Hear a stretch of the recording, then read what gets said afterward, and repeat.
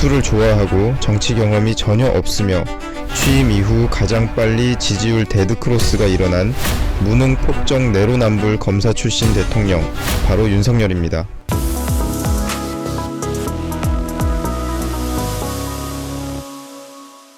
윤석열은 1960년 12월 18일 서울특별시 성북구 삼성동에서 일남 일녀 중 장남으로 태어났습니다. 연세대학교 교수였던 엄격한 아버지 밑에서 나름 모범생으로 살았던 윤석열.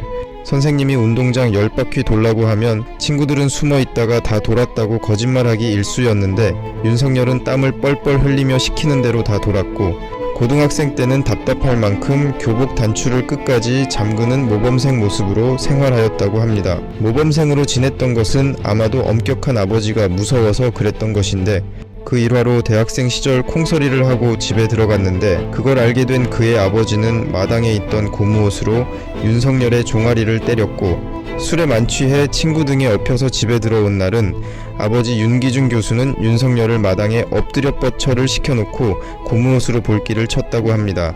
성인이 된 이후에도 체벌이 있었다는 것은 윤석열이 어려서부터 아버지로부터 가혹한 체벌을 받으면서 자라났음을 시사해 줍니다. 윤석열은 어린 시절 경험으로 무력감을 느끼면서 강한 권력욕이 점차 자리 잡았을지도 모릅니다. 윤석열은 1979년 서울대학교 법과대학을 입학하고 입대 시기가 다가오자 두 차례 병역 검사 연기 후 1982년 8월 병역 판정 검사에서 좌안 0.8, 우한 0.1로 0.7의 시력 차이의 부동시로 제2국민역 처분을 받게 됩니다. 하지만 1994년 검사 임용 때 윤석열이 제출한 보라매병원 신체검사 결과에서는 시력이 각각 0.7과 0.5였다고 밝혔고, 변호사로 개업했던 윤석열이 2002년 검사 재임용 때 제출한 강남병원 신체검사 결과에서는 좌안 0.9, 우한 0.6으로 검사 결과가 달라 병역 기피 의혹이 제기됩니다. 그 후 윤석열은 사법시험을 보게 됩니다. 그러나 술과 사람 만나는 걸 좋아해 1차에 붙고도 2차에서 낙방을 반복하다가 무려 구수 끝에 1991년 제33회 사법시험에 합격합니다.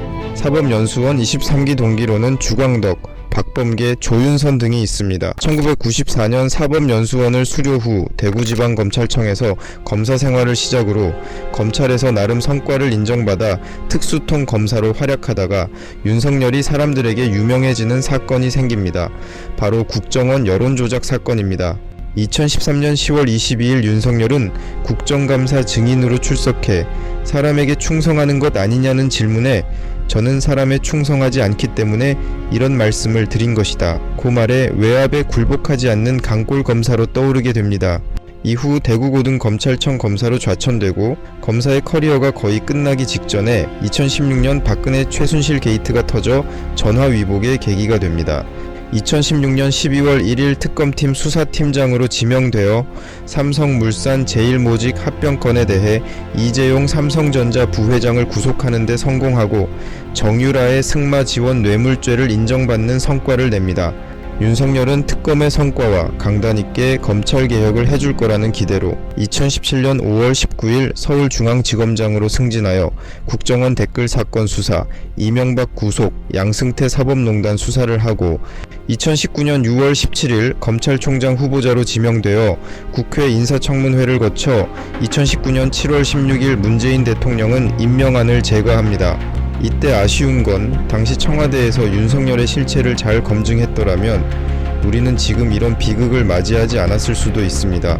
윤석열 검찰총장은 검찰개혁을 완수할 거라는 기대와는 정반대로 자신을 임명했던 문재인 정부를 공격하기 시작합니다. 2019년 8월 9일 조국이 법무부 장관 후보로 지명된 후 사학비리, 사모펀드 논란, 딸 조민의 표창장 등 온갖 혐의로 조국 일가를 쑥대밭으로 만들어버립니다. 이 결정으로 윤석열의 평가가 180도 바뀌게 되며 윤석열의 감춰져 있던 진과가 드러납니다. 먼지털이 수사에 조국 아내 정경심은 구속되었고 결국 조국은 법무부 장관을 퇴임하게 되며 후임으로 추미애 법무부 장관이 임명됩니다. 윤석열 검찰총장은 추미애 장관과 대립각을 세우고 문재인 정부를 공격하다가 2020년 11월 24일 추미애 법무부 장관이 윤석열 검찰총장에 대하여 직무집행정지를 명령하고 징계를 청구하여 2020년 12월 16일 정직 2개월이 결정됩니다. 2021년 3월 4일 대검찰청에 복귀한 윤석열은 사퇴를 발표하고 서서히 정계 입문을 준비하다가 2021년 6월 29일 20대 대선 출마를 공식 선언합니다. 2021년 7월 30일 국민의힘에 입당하여 홍준표 후보와 치열한 경선 끝에 47.85%를 득표하면서 국민의힘 대통령 후보가 됩니다. 선대위 출범 후 윤석열의 실언, 이준석 국민의힘 당대표와 갈등, 봉합을 반복하여 이재명 후보에게 지지율이 밀리고 있었으나 언론의 지속적인 띄워주기 기사와 이재명 후보의 닷페이스 출연을 기점으로 지지율이 대등해지게 됩니다. 2022년 3월 3일 국민의당 대선 후보 안철수와 단일화를 하였고 6일 뒤 대통령 선거에서 당시 이재명 후보와 0.73% 차이로 제20대 대통령으로 당선됩니다. 윤석열 대통령 후보 시절 장모와 부인 비리 의혹, 손바닥 왕자 논란, 주 120시간 노동 발언, 부정식품 발언, 집이 없어서 주택 청약 통장 만들지 못했다, 전두환 옹호 발언 등 각종 망언과 논란이 있고 정치 경험이 전혀 없는 인물을 대통령에 당선되게 역할한 8할 이상의 책임은 낯뜨거운 찬양 기사를 쏟아낸 언론이라 봅니다.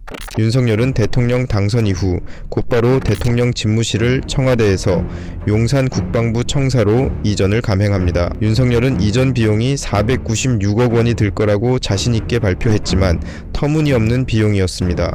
대통령실 803억, 청와대 개방 465억, 합참 이전 2981억, 외교부 장관 공간 24억 등 4282억에다가 국방부 직할 부대 재배치, 합참의장 공간과 장교관사 비용, 이사 비용, 미군 기지와 사이버 사령부 이전 비용을 다 합치면 1조 원이 훨씬 넘을 거라는 추정이 됩니다.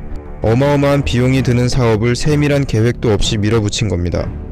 결국 2023년 4월 8일 미국 정부 당국이 대통령실을 도청하는 사건이 벌어져 보안마저 취약하다는 사실이 드러납니다.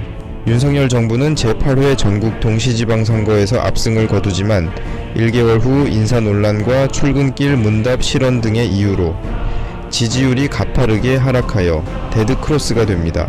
2022년 7월 초부터는 지지율 40% 선이 붕괴되고 7월 말 28%를 기록하여 임기 80일 만에 20%대를 기록하는 초단기 취임 덕에 빠집니다.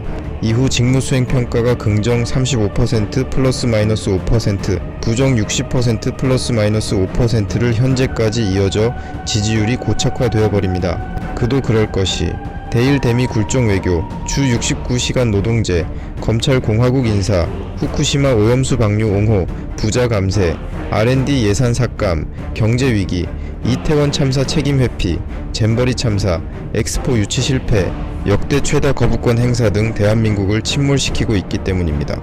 윤석열 정부가 집권 초기부터 지금까지 2년 동안 유일하게 총력을 기울이는 것은 바로 정적 이재명 죽이기입니다.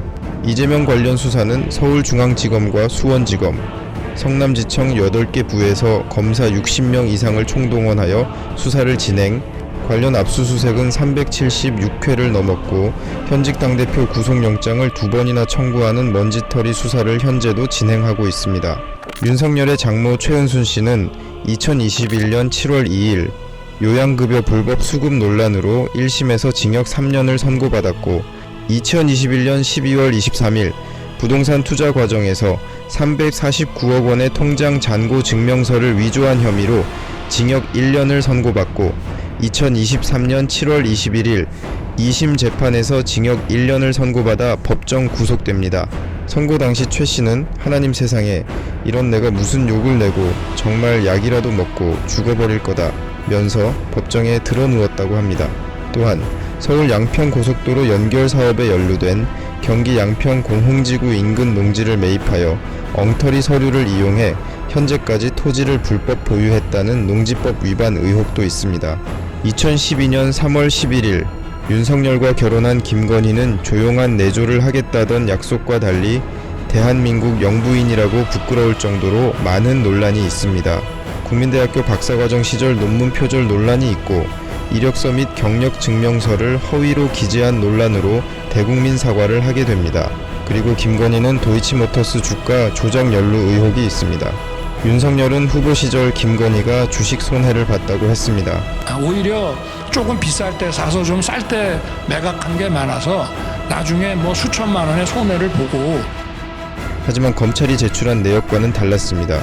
김건희는 13억 9천만 원, 최은수는 9억 원, 총 23억 원을 벌었습니다.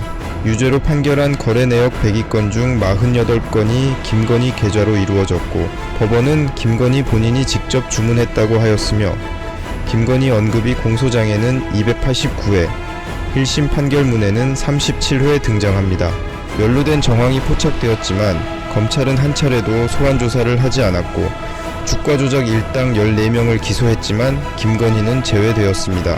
2023년 12월 28일 김건희 특검법이 국회를 통과하지만 법안이 정부로 넘어간 지 하루 만에 윤석열은 거부권을 행사합니다. 이 밖에도 준리 의혹, 서울 양평고속도로 종점 변경안 관련 특혜 의혹, 리투아니아 순방 중 명품 매장 방문, 명품백 디올 수수 의혹 등이 있습니다. 윤석열은 국민의힘 대통령 후보 시절 3차, 4차, 5차 경선 토론회에서 3차례나 손바닥에 왕자를 그리고 나와 무속인이 그려준 부적이 아니냐는 논란이 되었습니다. 또 윤석열은 별다른 성과도 없는 해외 순방을 다니기 위해 578억 원을 썼고, 후쿠시마 오염수 방류에 대해 반길 당시 시간이 걸리더라도 한국 국민에게 이해를 구해 나가겠다고 일본을 옹호하는가 하면 조국 일가와 이재명에게 했던 것과 달리 자기 가족과 친인척 특검을 거부한 내로남불 대통령입니다. 나라 경제도 심각합니다. 2023년 경제 성장률은 1.36%로 25년 만에 처음으로 일본의 경제 성장률이 역전됐습니다. 주요 원인으로는 아무런 실익이 없는 탈중국화 정책으로 사상 최대 경상수지 적자가 발생했기 때문입니다. 나라를 운영하는 세금도 역대급 펑크가 났습니다. 2023년 국세 수입이 계획보다 56조 원이 모자랐는데 대한민국 헌정사상 역대 최대 세수 결손입니다. 결손의 주요 품목은 법인세 마이너스 23조 2천억, 양도소득세 마이너스 14조 7천억, 종부세 마이너스 2조 2천억으로, 즉 부자 감세의 결과이며 결국 중앙정부 빚이 1100조를 돌파합니다. 물가도 난립니다. 2023년 월평균 명목임금은 2.8% 올랐지만 물가 상승률은 3.6% 올랐습니다. 즉 월급보다 물가가 더 올라가 월급 빼고 다 오른다는 얘기가 현실이 됐습니다. 그 밖에 현직 국회의원이 국정기조를 바꾸라고 했다고 입을 막으며 끌고 가고, 카이스트 대학 졸업식에서 R&D 예산을 복원하라는 졸업생의 사지를 들고 무자비하게 끌고 갔으며, 얼마 후 대한소아 청소년과 회장의 입을 막는 입틀막 정치를 연달아 실행합니다. 검사가 수사권 가지고 보복하면 그게 깡패지, 그게 검사입니까? 특검을 왜 거부합니까? 죄 졌으니까 거부하는 겁니다. 전두환 대통령이 군사 쿠데타와 그 5.18만 빼면 잘못한 부분이 이제 그런 부분이 있지만 그야말로 정치는 잘했다고 얘기하는 분들이 많습니다. 그거는 호남 분들도 그런 얘기 하시는 분들이 꽤 있어요. 게임 같은 거 하나 개발하려고 그러면 정말 한 주에 52시간이 아니라 진짜 24 곱하기 7하면 얼마야? 168이잖아. 주 120시간 일해야 된다는 거야. 그러고 한 2주 바짝 하고 그 다음에 노는 거지. 극빈의 생활을 하고 배운 것이 없는 사람은 자유가 뭔지도 모를 뿐 아니라 자유가 왜 개인에게 필요한지에 대한 그 필요성 자체를 느끼지를 못한다. 부정식품이다 그러면 아니 없는 사람은 그 아래도 선택할 수 있게 더 싸게 먹을 수 있게 해줘야 된다 이거야. 이거 먹는다고 당장 어떻게 되는 것도 아니고. 저는 대통령 저는 그런 자리 자체가 저한테는 귀찮습니다. 솔직히 얘기하니까. 국힘을 싫어하는 거 제가 100배 알고 저는 사장님보다 국힘 더 싫어해요. 제가요? 수당보다 국힘 더 싫어해요. 만약에 이놈의 새끼 새끼들 가서 재판 치면은 당 완전히 뽀개버리고 신이 나는 줄을 만지면 쪽팔려서 신이 나는 줄을 만지면 쪽팔려서 일본은 이제 우리와 보편적 가치를 공유하고 공동의 이익을 추구하는 파트너입니다. 어떻게 대통령 처음 해보는 거기 때문에 또 대통령의 부인으로서 안 할 수 없는 일도 있고 민주주의는 가장 훌륭한 사람을 권력자로 선출해 최대한의 선을 행하는 데 적합한 정치제도가 아닙니다. 민주주의 정치제도의 강점은 최악의 인물이 권좌에 올라도 나쁜 짓을 마음껏 저지르지는 못하게 할 수 있다는 것입니다. 윤석열은 국민을 병풍쯤으로 여기지 우리를 위해 무언가를 할 생각이 전혀 없습니다. 오로지 자신의 권력욕 충족을 위해서만 활동하고 있습니다. 이 상태가 바뀔 일도 거의 없습니다. 어차피 무슨 짓을 해도 언론에서 띄워주고 어리석은 자는 부한회동하여 투표해서 뽑아줄 것이기 때문입니다. 현재 대한민국은 마치 타이타닉처럼 점점 침몰하고 있습니다. 현재 할 수 있는 거의 유일한 구조 방법은 입법권 확보입니다. 하지만 지금의 180석은 법을 수개월 걸려 만들어서 국회를 통과시킬 수는 있으나 윤석열 대통령이 거부권을 행사하면 아무것도 할 수 없습니다. 그러기에 국회의원 200석 이상이 되지 않으면 지금과 별반 다르지 않게 대통령의 거부권 남발로 국정을 운영할 것이기에 바뀌는 게 전혀 없습니다. 따라서 200석 이상이 필요한 상황이며 200석은 개헌과 탄핵이 가능한 의석수입니다. 물론 쉽지는 않습니다. 하지만 국민을 우습게 아는 정부는 반드시 심판받아야 합니다. 꼭 투표합시다. 건투를 빕니다. 감사합니다.